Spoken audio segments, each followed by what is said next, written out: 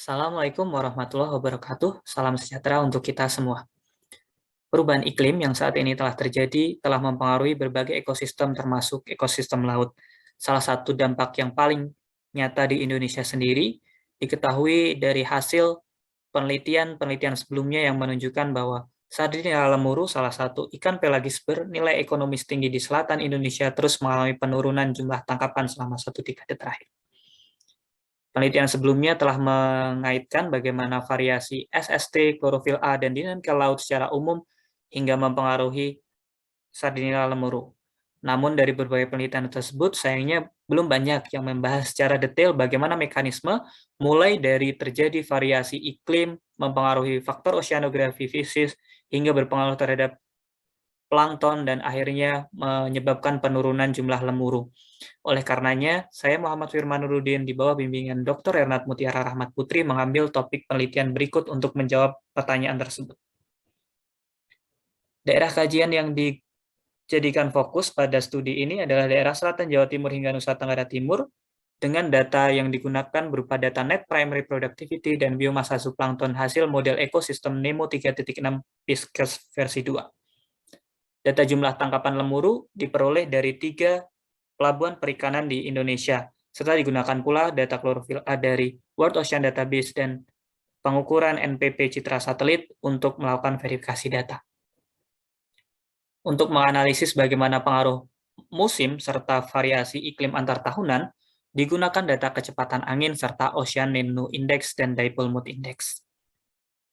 Pada kajian ini diawali dengan verifikasi data untuk menentukan kualitas data hasil model, kemudian analisis spasio-temporal, perhitungan empirical orthogonal function, perhitungan indeks upwelling serta Ekman pumping velocity, dan terakhir dilakukan analisis korelasi dan lag korelasi produktivitas laut terhadap jumlah tangkapan lemur.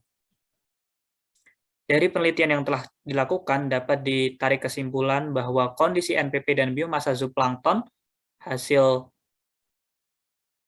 dari model NEMO sangat dipengaruhi oleh siklus monsun dengan nilai tertinggi berada di musim timur dan nilai terendah di musim barat. Hal ini sesuai dengan kejadian upwelling musim timur yang ada di daerah kajian. Lalu pengaruh fenomena antar tahunan hasil perhitungan EOF untuk data NPP dan biomasa zooplankton menyatakan bahwa mode 1 hingga mode 3 variasi antar tahunan dipengaruhi oleh fenomena dengan periode 3,5 tahun hingga 1,5 tahun. Dan diketahui dari hasil perhitungan korelasi bahwa Indian Ocean Dipole jauh lebih dominan dibandingkan pengaruh ENSO terhadap NPP dan biomasa zooplankton di daerah ini.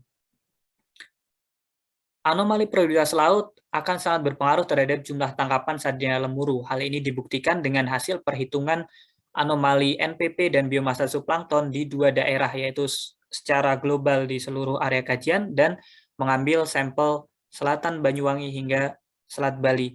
Dari hasil perhitungan tersebut didapatkan bahwa sesaat atau sekitar 1 hingga 2 bulan setelah terjadi anomali NPP dan biomasa zooplankton akan diikuti dengan kenaikan serta penurunan jumlah Sardinia lemuru. Dan variasi iklim antar tahunan Indian Ocean Dipole juga berpengaruh signifikan seperti yang ditunjukkan tahun 2016, yaitu menyebabkan anomali negatif produktivitas laut sepanjang tahun dan diikuti dengan penurunan jumlah tangkapan lemuru. Kesimpulan yang dapat diambil dari penelitian ini adalah variabilitas produktivitas laut sangat dipengaruhi oleh efek monsunal di daerah kajian. Lalu fenomena iklim Indian Ocean Dipole jauh lebih dominan pengaruhnya terhadap produktivitas laut dibandingkan El Nino Southern Oscillation. Ketika terjadi superposisi antara kedua fenomena tersebut dapat terjadi efek pelemahan maupun penguatan.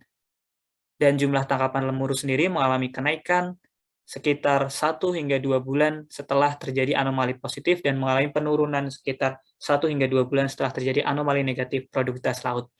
Diharapkan dari penelitian yang telah dilakukan dapat mendukung tercapainya Sustainable Ecosystem Based Fisheries Management. Terima kasih.